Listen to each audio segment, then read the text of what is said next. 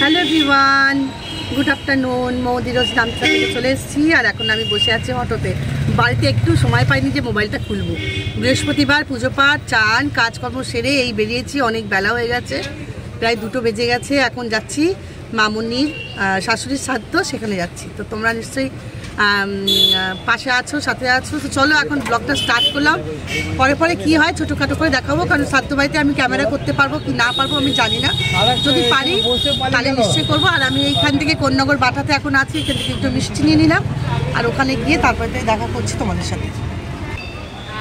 এই যে মেয়ে বসে আছে, এই যে এখানে ফল, ওখানে মিষ্টির দোকান, মিষ্টি নিয়ে নিচ্ছি। এই যে ফলের দোকান, আর এখানে বাটার মোড়ে আছি।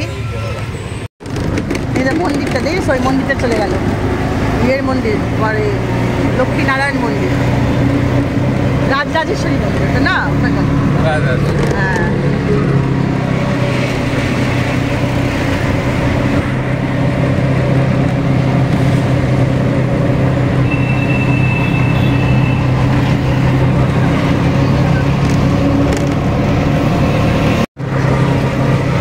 শ্রীরামপুর মনে ঢুকে গেলাম না, শ্রীরামপুর তো না দাদা, এটা শ্রীরামপুর চলে এসেছি আমরা।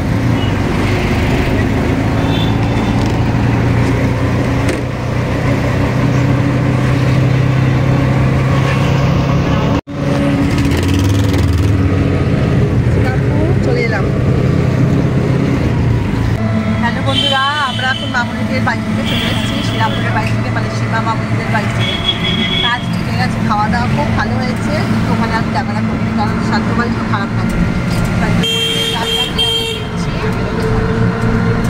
চলো দেখাই পারে।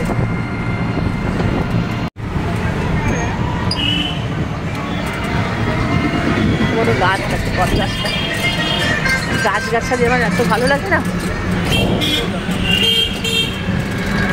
কলেজ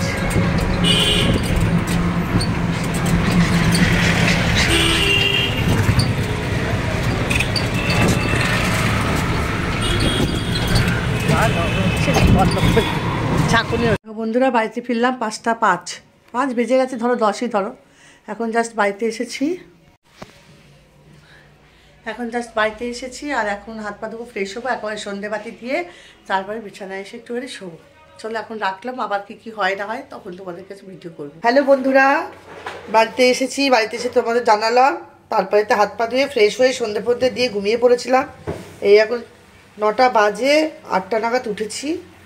একবার লিকার চা খেয়েছি আর একবার চা করছি। ছেলে গেছিলো একটুখানি বরানগরে, ছেলেকে বললাম একটু জলধরের রসগোল্লা নিয়ে আয় বড় বড়, তো রসগোল্লা নিয়ে এসছে। আর এখন আমি বানাচ্ছি চা, আর এখানে হচ্ছে মালাই দুধ, এই যে মালাই দুধ,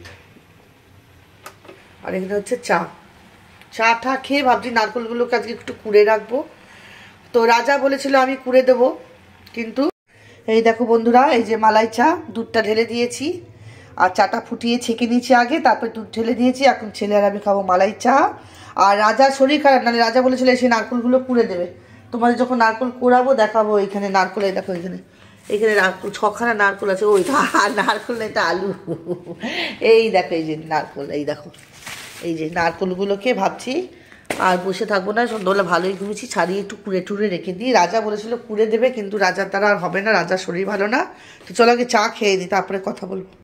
হ্যালো বন্ধুরা, দেখো নারকেলগুলোকে আমি খোসা ছাড়িয়ে ভালো করে ধুয়ে ফাটিয়ে রেখে দিয়েছি। আজকে রাজাকে ফোন করব, যদি ও কালকে আসে সন্ধ্যাবেলা নারকেল টারকেল কোড়ায় ভালো কথা, নাহলে ফ্রিজে রেখে দেবো, নষ্ট হবে না, পরশু দিনকে কোড়াবো। তো ছোটো ছোটো হলে কী হবে, বেশ ঠাসা ঠাসা, দেখো নারকেলগুলো কি সুন্দর। তো নারকেলের যদি আমি পুরটা বানিয়ে রেখে দিই, এই যে মোটামুটি 6টা নারকেল, এখানে 12 পিস আছে, বেশি করে পুরটা বানিয়ে রেখে দেবো, সেই কারণে আমি করলাম এই আর কি। জালটা সরাইনি। খাওয়া দাওয়া সমস্ত কমপ্লিট হয়ে গেছে, আর এখন তোমাদের এই নারকেলটা দেখালাম। এই নারকেলগুলো হবে পুর, কালকে আমি একটু সিথির মোড় যাবো।